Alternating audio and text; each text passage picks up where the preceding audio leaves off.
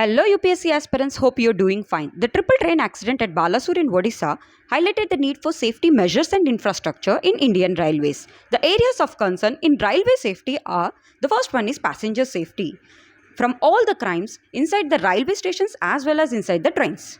The second one is road user safety. Unmanned level crossings cause major accidents for all the road users. Third one, quantitative reduction in train accidents, especially due to human errors like corruption, negligence, fatigue due to overload of work, disregard for safety rules and procedures by both passengers and the staff.